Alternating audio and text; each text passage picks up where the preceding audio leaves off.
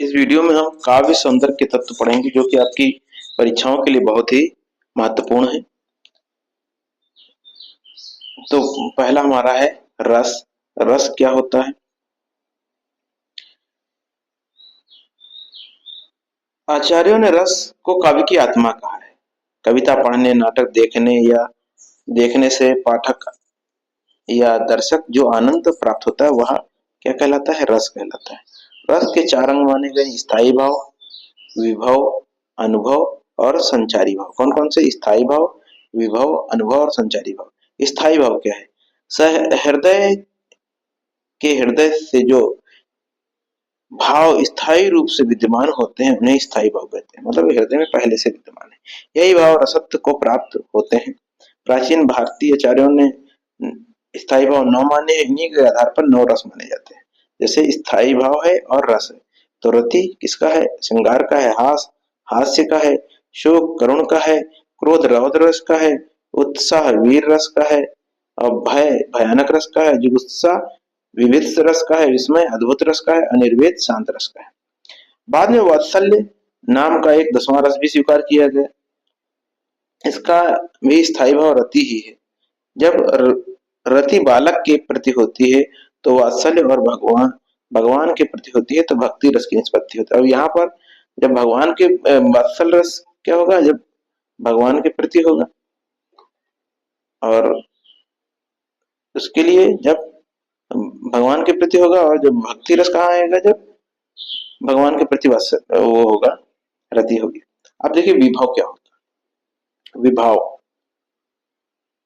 जिसके कारण हृदय सहृदय को रस प्राप्त होता है वो विभाव कहलाता है। अर्थात स्थायी भाव के का कारण विभाव है। स्थायी भाव का कारण कौन होगा? विभाव होगा। विभाव दो प्रकार के होते हैं: आलंबन और उद्दीपन विभाव। आलंबन विभाव क्या है? वह कारण जिस पर भाव आलंबित रहता है, अर्थात जिस व्यक्ति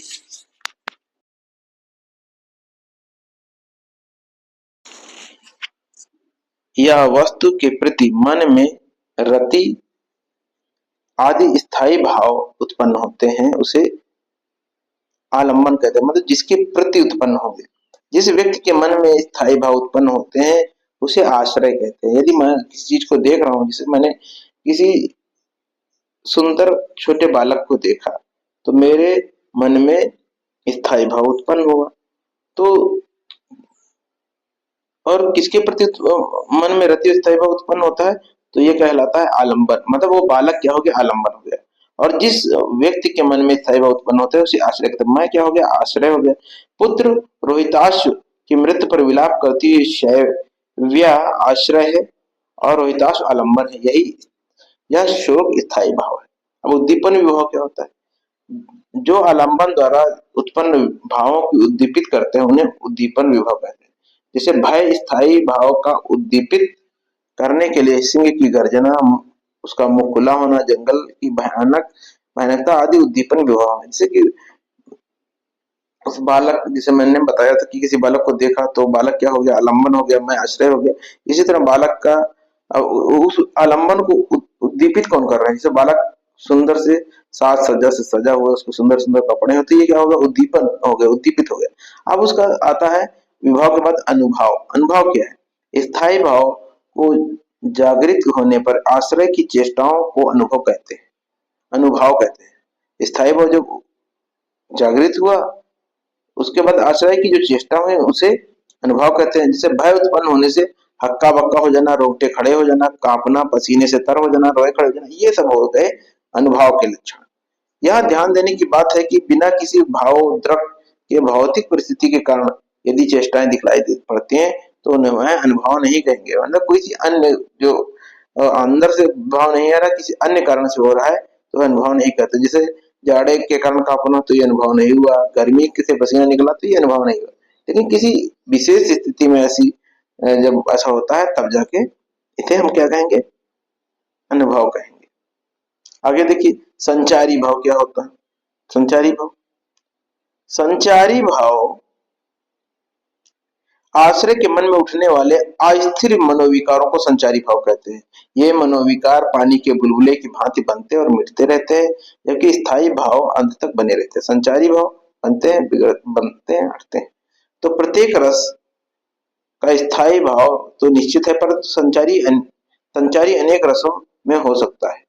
जैसे शंका श्रृंगार में भी हो सकती है और भयानक में भी हो सकती है। स्थायी भाव भी दूसरे रस में संचारी भाव हो सकते हैं। जैसे हास रस का स्थायी भाव हास है, श्रृंगार रस का संचारी भाव बन जाता है। संचारी भाव को व्यभिचारी भाव भी कहा जाता है ना। संचारी भाव को व्यभिचारी भाव भी कहा जाता है। अब इसमें हमारा आता है, हमारे जो दो हैं मुख्यतः, वो है हास्य और करुण रस। ऊपर 10 रस के नाम बताए गए हैं, लेकिन हमने 2 पढ़े हैं। पहले आता है हास्य रस, जो कि बहुत बार पूछा गया है। देखिए हास्य रस। हास्य रस विभव अनुभव संचारी भावों के संयोग से पूर्णता प्राप्त हास नामक मनोविकार हास्य उत्पन्न करता है। विभव अनुभव संचारी भावों के संयोग से पूर्णता को प्राप्त हास नामक मनोविकार या स्थायी भाव हास रस उत्पन्न करता है। विकृत रूप आकार वेश वाणी चेष्टाओं को देखकर हास नामक मनोविकार की परिपुष्टि होने से हास रस की उत्पत्ति होती है। विकृत रूप आकार वेश वाणी चेष्टा को देखकर हास नामक मनोविकार की परिपुष्टि होने से हास रस की उत्पत्ति होती है। इसका उदाहरण देखिए। देखिए हंसी हंसी भाजे देखी दुल्हा दिगंबर को, पहुनी जो आवे हिमाचल के उछाह में, कहे पद्माकर सुकहूं सो कहा को कहा, जोई जहां देखे सो हंसाई तहां रहे, मगन भई हंसे नगन महेश ठाढ़े, और हंसे एहो हंसी हंस के उपमाह में, शीश पर गंगा हंसे उजानी भुजंगा हंसे, हासे ही को दंगा भयो नांगा के प्याह। क्योंकि इस अब यहाँ पे अगर स्पष्टीकरण कर दीजिए तो बहुत अच्छा रहेगा। अगर जो आप 2 ही लाइनें लिख रहे हैं तो भी ठीक है। इसमें अब इसका स्पष्टीकरण करिए कि छंद में महादेव जी आलंबन है, उन्हीं को देखकर हंसी आती है। उनकी विलक्षण वेशभूषा क्या है, उद्दीपन है। अतिथि स्त्रियों को हंसना, भाग खड़ा होना आदि अनुभाव है। भय ईर्ष्या चपलता संचारी भाव है। इनके संयोग से हास रस की निष्पत्ति हुई है। आगे देखते हैं एक उदाहरण और। बिंद के बासी उदासी तपो ब्रतधारी, महा बिनु नारी दुखारे, गौतम तीय तरी तुलसी, सो कथा सुनि भे मुनि वृंद सुखारे, हैं शिला सब चंद्रमुखी पर से, पद मंजुल कंज तिहारे, किन्हीं भली रघुनायक जू करुणा करी, कानन के पग धारे। अब देखिए यहाँ पे करुण रस शोक नामक स्थायी भाव और विभाव और अनुभव और संचारी भाव के संयोग से करुण रस की निष्पत्ति होती है। अर्थात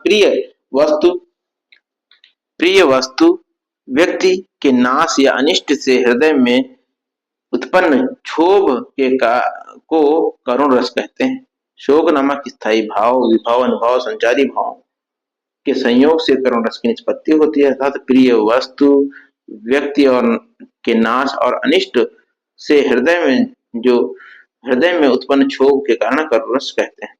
जैसे उदाहरण देखिए, श्रवण की मृत्यु पर उनकी माता की यह करुण दशा से इस रस की करुण रस की निष्पत्ति होती है। जैसे मणि खोए भुजंग सजन्नी, फन सा पटक रही थी शीश, अंधी आज बना के मुझको किया न्याय तुमने जगदीश।